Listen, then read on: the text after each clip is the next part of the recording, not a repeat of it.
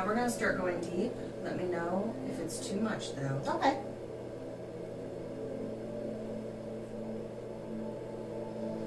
So the way that the large intestine goes, it goes in kind of a quad like this and then out. So you want to kind of start down here in the bottom right is where you have your appendix.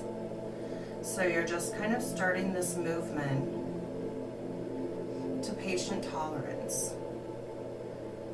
And then as you can see this right here, this line, that's the bottom of the rib cage. So kind of going up under that rib cage just a little bit. Deep in there. Pressure okay? Yep. And now I'm starting to feel some of that, what you're wanting to move. You could feel it. Is it swollen? It's just thicker. It's just, you know, over here, you just feel soft. And then as I get right here, it's kind of like, so as it makes that turn, this is where it starts slowing down.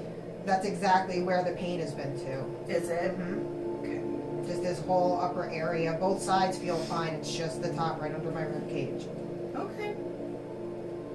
So what we're kind of picturing is that colon is a tube. And so if you picture feces is moving through that tube, and so if it's become too thick, it's sluggish and it's not moving through that tube very well. Okay. So what I'm trying to do is just go through there and break that up a little bit so that the body can pull some water in and go ahead and move that forward. Perfect.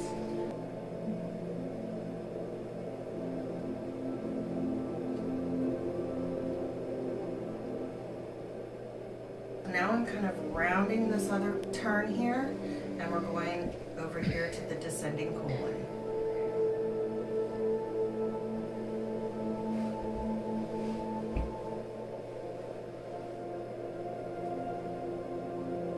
Pressure okay?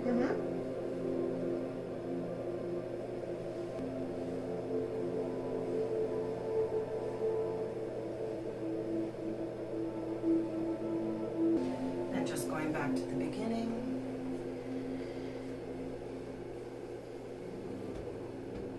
This is feeling softer. Oh, perfect.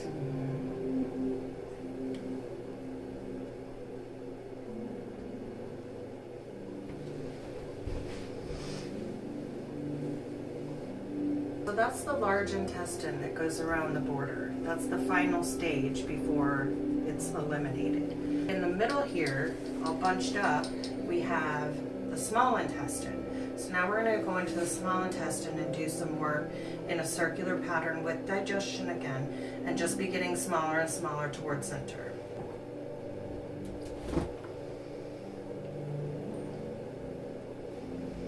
Pressure okay?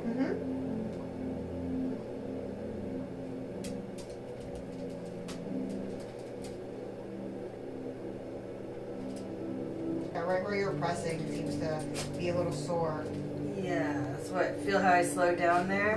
And I could, every time you press, I could feel it in my back too. Okay.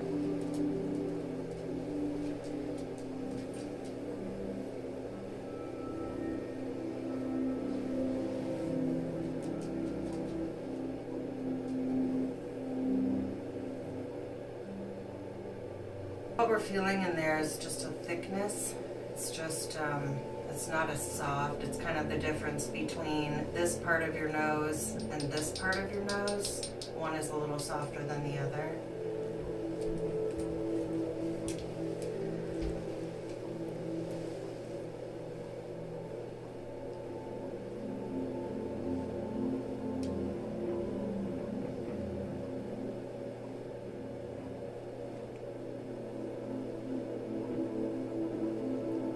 Brittany's actually studying to become a naturopath. She's going to be joining our practice in June. Is that what we're thinking? Yeah. Mid-June or the first week of July. Yeah. Somewhere in that area. Yeah. So she learns a lot about body chemistry and pH, and so she was doing a detox with herself, and part of the learning process is finding things to watch for as your patients are moving along. Exactly. So this is something that came up, and so since we'll be practicing together, it's something fun to see what we might be able to collaborate and fix Oh, that absolutely. if patients are having that come along for them too. What we would expect from this is that the patient would end up having several bowel movements today, so to drink a lot of water and eat probably a lighter diet today would be important so that the body can flush this. Every time you press, like you feel it, it like goes right to my back right here. Okay. Part of the abdominal massage, because if you picture the abdomen is just as far front as it is back because it sits in the center of you. So part of the abdominal massage is that we're going to turn Brittany over and work on her low back and kind of up to about halfway up the back. And while we're working in abdomen, I did want to talk about the psoas muscle. The psoas muscle is very commonly involved in low back pain, and it can be forgotten about because it's actually the muscle that makes up the kind of bottom lateral floor of the abdomen, but it's involved in hip flexion and bending over. It's involved in your posture. So it's actually a muscle that does a lot in our body, but it's easy to forget because it is a muscle that we have to focus on from the front. So I want to show you how we would work on that as we're doing this abdominal work today. Like if you study the muscle chart on the wall, if you look at psoas in there, you can see that it's really deep inside. So you have rectus abdominis, you have all these obliques, and then psoas is like layer, Oh wow, lowest so layer. it's deep in there. It's Okay. a deep, deep muscle. So we're gonna lift there, and then I'm going deep inside here, and then you're gonna carry that leg down. Let me know if it's too deep. Pretty intense. It is intense. It's like the first time you did the myofascial on my back. I was like, whoa. Yeah. And Ooh, then that kind of tickles. carry it down.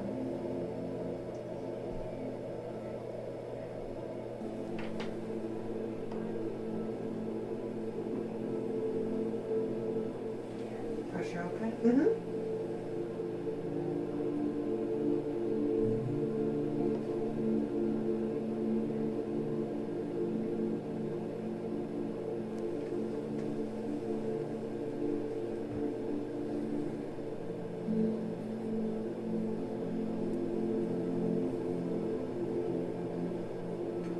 If you imagine that you have intestines inside of you, you have all these organs inside of you, and they're housed just as far forward as they are back. So we've turned her over, and we're going to work through these muscles here, going deep into those muscles, which will actually affect what's going on in the abdomen as well. One thing that we find is when there is dysfunction in the organ system, the body's muscle system will respond accordingly, because the muscle system knows that there's something wrong, there's a discomfort, and so the body will respond by trying to pull away from that. It's the muscle system that usually does that.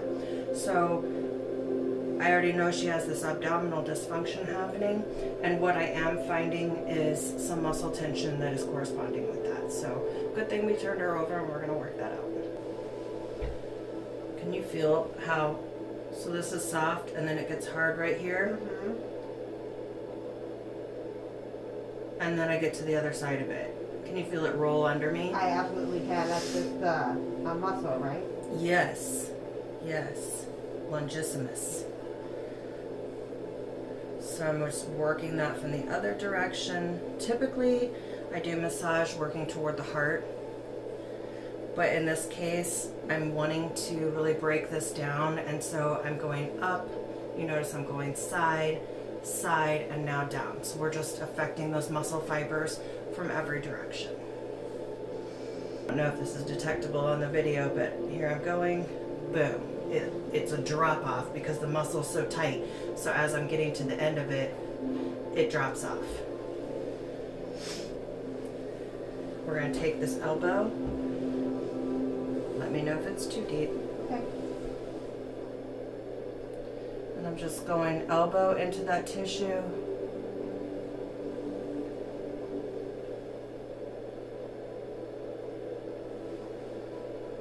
If you're working on someone at home and you decide to try the elbow in there, go very slow and really listen to your person. Start off soft because the elbow is so much stronger.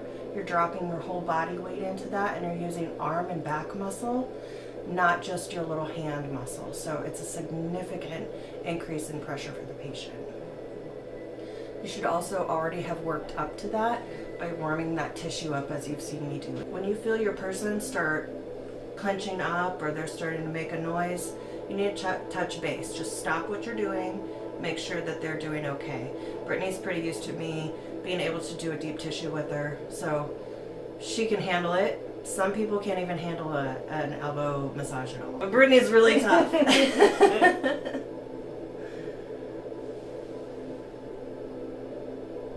Boy, that sucker is hanging on.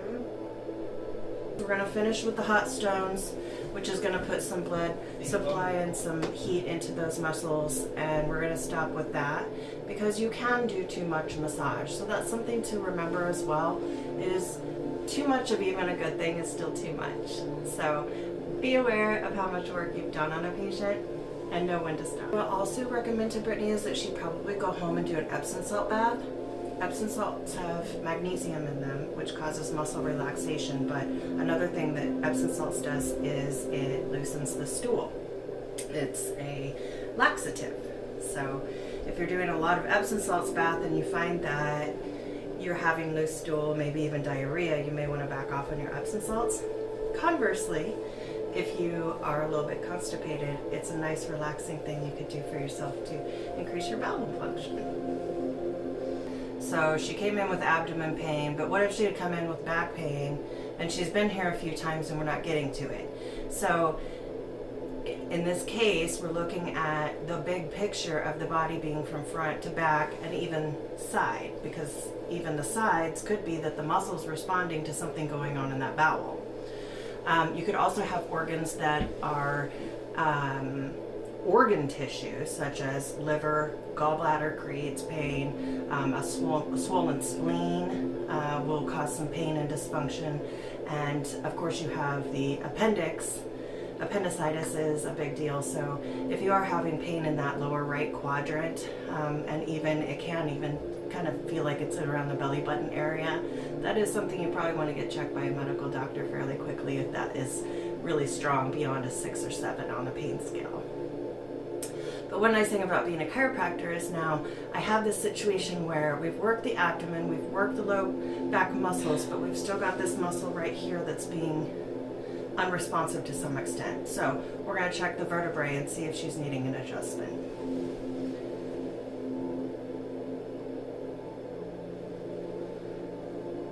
Tender? Yeah.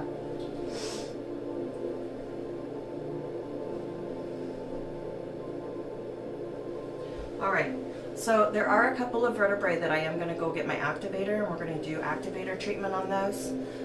If you are at home and you're wanting to check a friend, a partner, a child, if they're needing an adjustment, you can think of it like this.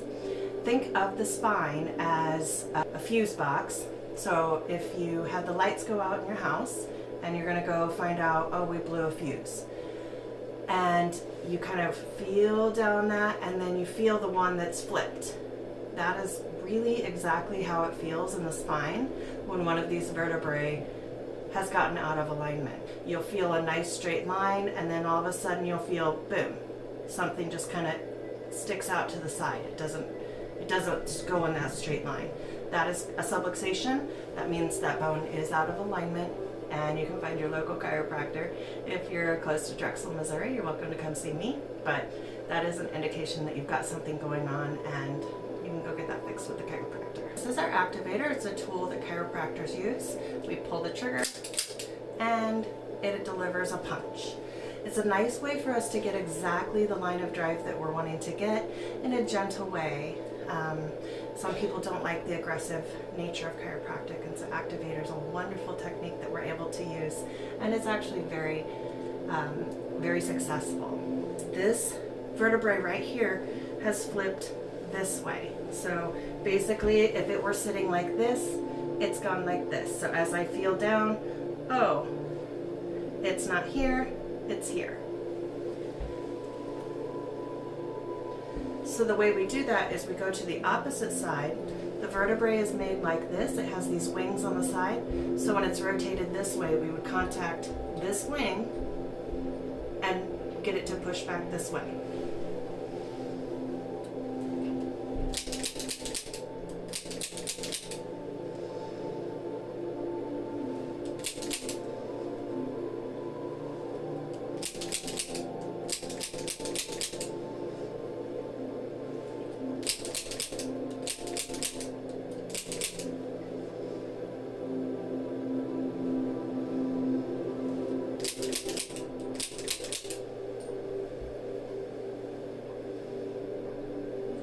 Now what I'm going to go look for is a rib. If you can picture that the ribs, we kind of think of our ribs as like something in our chest, but picture that the ribs are actually going to wrap all the way around your body. Here's the spine, and the rib wraps around and articulates with the spine. So what can happen is that rib isn't sitting properly. It can come to a dysfunctional position with the spine as it connects. That can cause some muscle spasm, which may be what we're seeing with the spasm that won't release for me. I would say this right here. Yep, I do. Do you agree? Mm-hmm. It feels like a little pinch. Yes. So the ribs, where they articulate, is on the far side of the wing I was just talking about on the vertebrae. So you're going to feel that. If this is the spine, you're going to feel that off to the side more. So we go down, down, down. Right in the center of that spasm, there it is. She has a rib head that's not sitting right with the spine.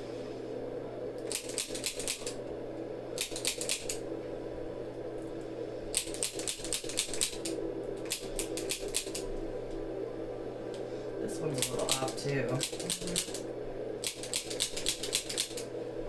An interesting thing that I like about the nervous system is that you have to think of it from two different directions. So there's a thing called viscerosomatic and then somatovisceral, meaning somatic would be something that you've caused a subluxation in the spine. That dysfunction has pinched the nerve going to an end organ. End organ is wherever it's going. Could be a muscle, could be an actual organ. And so what's happening there is that dysfunction in the spine has caused a cascade of events that's going to lead to a dysfunction. That is somatovisceral. What can actually happen as well is the opposite of that, viscerosomatic. I actually just had Brittany in yesterday for an adjustment, so she should actually be in great shape. So why did we find this? Well, I had her come in today for this abdominal massage because of what we saw yesterday and what she was experiencing and explaining to me. So I think what's happened here with Brittany is that the continuation of dysfunction in the abdomen actually pulled that vertebrae and those ribs out of place. That is viscerosomatic, meaning the viscera was in dysfunction and actually went all the way back through that same cascade of events to muscle spasm leading to bones pulling out of alignment. Now we have a vicious cycle, right? Because now we have bone out of alignment with muscle spasm and organ tissue dysfunction. A lot going on in this body. But between yesterday's adjustment, the work we did here today, a follow-up with a gentle activator treatment, hopefully Brittany's going to be doing great. Thank you so much for watching. I hope you guys have a great day.